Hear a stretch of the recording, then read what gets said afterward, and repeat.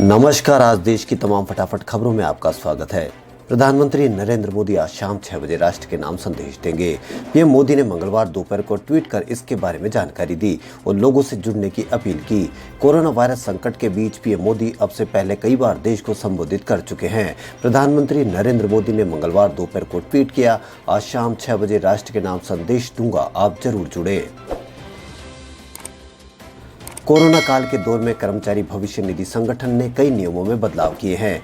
वहीं कई ऐसी व्यवस्था शुरू की है जो अब डिजिटल तरीके से हो सकेगा। ईपीएफओ की नई व्यवस्था का फायदा पीएफ खाता धारकों को मिलने की उम्मीद है। ईपीएफओ के तहत आने वाले कर्मचारियों की बीमा राशि 7 लाख रुपए तक कर दी गई है। दरअसल एम्प्लॉय डिपॉजिट लिंक्ड इंश्योरेंस योजना एक बीमा योजना है जिसकी सुविधा ईपीएफओ कर्मचारी को दी जाती है। ईपीएफओ के एक एक्टिव कर्मचारी की अगर सेवा अवधि के दौरान मृत्यु हो जाती है तो उसके नॉमिनी को 6 लाख रुपए का एक मुश्त भुगतान किया जाता है। देश में भी कोविड-19 के जिन मरीजों का इलाज चल रहा है उनकी तादाद संक्रमण के कुल मामलों के 10% से भी कम हो गई है। 67 लाख से ज्यादा लोगों के संक्रमण मुक्त होने के साथ ही रोग मुक्त होने की दर 88.63% हो गई है। केंद्रीय स्वास्थ्य मंत्रालय ने मंगलवार को बताया कि देश में अभी 7,48,538 लोगों का इलाज जारी है, जो कुल मामलों का 9.85% है। पश्चिम बंगाल में कोलकाता उच्च न्यायालय के आदेश के बाद बीरभूम के पुलिस लाइन क्षेत्र में पूजा पंडाल के बाहर नो एंट्री के बोर्ड लगाए गए हैं। उच्च न्यायालय ने पश्चिम बंगाल में सभी दुर्गा पूजा पंडालों को नो एंट्री जोन घोषित किया है। पंडालों में केवल आयोजक ही प्रवेश कर सकते हैं।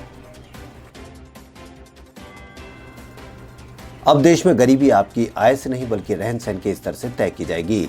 केंद्रीय ग्रामीण विकास मंत्रालय के एक वर्किंग पेपर ने भविष्य में गरीबी का पैमाना तय करने के लिए पुरानी परिभाषा में कुछ बदलाव किए हैं। नए पेपर के मुताबिक अब किसी व्यक्ति का जीवन स्तर उसके गरीब होने का प्रमाण बनेगा। कर्नाटक से भाजपा विधायक बंसगौड़ा बी यत्नाल ने मुख्यमंत्री बीएस येदियुरप्पा के खिलाफ फिर से अपनी नाराजगी जाहिर की है और राज्य में सत्ता की कमान बदलने के लिए मोर्चा खोल दिया है। राज्य की बीजापुर विधानसभा सीट से विधायक यत्नाल ने एक बार फिर मुख्यमंत्री बदलने की मांग की है। उन्होंने कहा कि राज्य के अधिकतर नेता मुख्यमंत्री के शासन से खुश नहीं है। विधायक यत्नाल की मांग है कि अब राज्य के मुख्यमंत्री की कुर्सी उत्तरी कर्नाटक के किसी व्यक्ति को मिलनी चाहिए। फ्यूचर ग्रुप और रिलायंस इंडस्ट्रीज के 24,713 करोड़ रुपए के सौदे को चुनौती देने वाली अमेजॉन की अपील पर एक सदस्यीय मध्यस्थता समिति का फैसला कुछ दिनों में आ सकता है। सूत्रों ने मंगलवार को यह जानकारी देते हुए बताया कि मध्यस्थता समिति ने पिछले सप्ताह इस मामले में अमेजॉन और फ्यूचर ग्रुप की दलीलें सुनी है। अमेरिका में डेमोक्रेटिक पार्टी की ओर से उपराष्ट्रपति पद की उम्मीदवार कमला हैरिस की भतीजी मीना हैरिस की ओर से ट्वीट की गई एक तस्वीर को लेकर अमेरिका में हिंदू समुदाय के बीच नाराजगी है। तस्वीर में कमला हैरिस को दुर्गा मां के रूप में दिखाया गया है और समुदाय ने इसके लिए मीना से माफी की मांग की है। कोरोना वायरस महामारी का दंश झेल रहे भारत में हाल ही में कोविड-19 संक्रमण की रफ्तार में कमी देखने को मिल रही है। 3 महीने में पहली बार कोरोना के दैनिक मामलों में सबसे बड़ी गिरावट दर्ज की गई है। जुलाई के बाद ऐसा पहली बार है जब कोरोना के दैनिक मामले 47,000 से कम रिपोर्ट हुए हैं।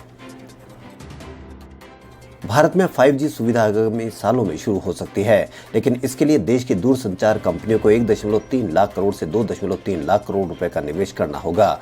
देश की राजधानी दिल्ली और आर्थिक राजधानी मुंबई में 5G सेवाएं शुरू करने पर क्रमशः 87 अरब और 100 अरब रुपए से अधिक के पूंजीगत व्यय आने का अनुमान है। देश की राजधानी दिल्ली में स्थित अखिल भारतीय आयुर्वेद संस्थान ने कोरोना वायरस का पहला ऐसा मामला रिपोर्ट किया है जिसमें संक्रमण की वजह से मरीज की ब्रेन नर्व डैमेज हो गई है। मस्तिष्क की तंत्रिका के क्षति होने से 11 वर्षीय बच्चे की दृष्टि धुंधली हो गई है। बाल न्यूरोलॉजी डिवीजन के डॉक्टर बच्चे की स्वास्थ्य स्थिति पर एक रिपोर्ट तैयार कर रहे हैं। पूरी दुनिया की अर्थव्यवस्था पर कोविड-19 ने बड़े बदलाव लाए हैं। ग्लोबल इकोनॉमी के पायदान पर ऊपर रहे देशों में भी बड़ा फर्क आया है। ऐसे में कांग्रेस नेता शशि थरूर ने एक अहम सवाल पूछा है, क्या आईएमएफ चीन में शिफ्ट होने वाला है? कोविड-19 से ध्वस्त होने के बाद चीन अब ग्लोबल इकोनॉमिक रिकवरी में दुनिया में सबसे आगे चल रहा है। वहीं चीन 2020 में ऐसी अकेली अर्थव्यवस्था होगी जिसमें वृद्धि होगी। कुछ रिपोर्ट्स ऐसी भी है कि चीन पहले ही अमेरिका को पछाड़कर दुनिया की बड़ी अर्थव्यवस्था बन चुका है। मध्य प्रदेश के पूर्व मुख्यमंत्री कमलनाथ के आइटम वाले बयान पर कांग्रेस नेता राहुल गांधी ने करीब 45 घंटे बाद मंगलवार को तीखी प्रतिक्रिया दी है। राहुल ने कहा कि कमलनाथ भले ही मेरी पार्टी के हैं, चाहे जो भी हो, लेकिन जिस भाषा का इन्होंने इस्तेमाल किया है मैं निजी तौर पर उसे पसंद नहीं करता हूं। मुख्यमंत्री अशोक गहलोत ने राजस्थान में सोमवार देर रात अपने निवास पर प्रदेश में कोरोना संक्रमण की स्थिति पर समीक्षा बैठक की। इसमें उन्होंने कहा कि कोविड-19 के लगातार कुशल प्रबंधन के कारण राजस्थान में क्रिटिकल सिम्प्टोमेटिक मरीजों की संख्या में कमी आ रही है। यह सुखद संकेत है। बीते कुछ सप्ताह में अस्पतालों में ऑक्सीजन, आईसीयू, वेंटिलेटर की जरूरत वाले मरीजों की संख्या 1/3 तक घटी है। इसके बावजूद हमें पूरी तैयारी के साथ इससे निपटना होगा। दिलवाले दुल्हनिया ले जाएंगे मंगलवार को 25 साल इस फिल्म को पूरे हो गए हैं। इस मौके पर बॉलीवुड सुपरस्टार शाहरुख खान, काजोल, करण जौहर के साथ फैंस से खुशी जाहिर की है। वहीं शाहरुख खान और काजोल ने इस खास मौके पर ट्विटर पर अपना नाम बदल लिया है। खबरों में फिलहाल इतना ही। यदि आपको हमारा चैनल पसंद आए तो लाइक, सब्सक्राइब और शेयर अवश्य करें। धन्यवाद।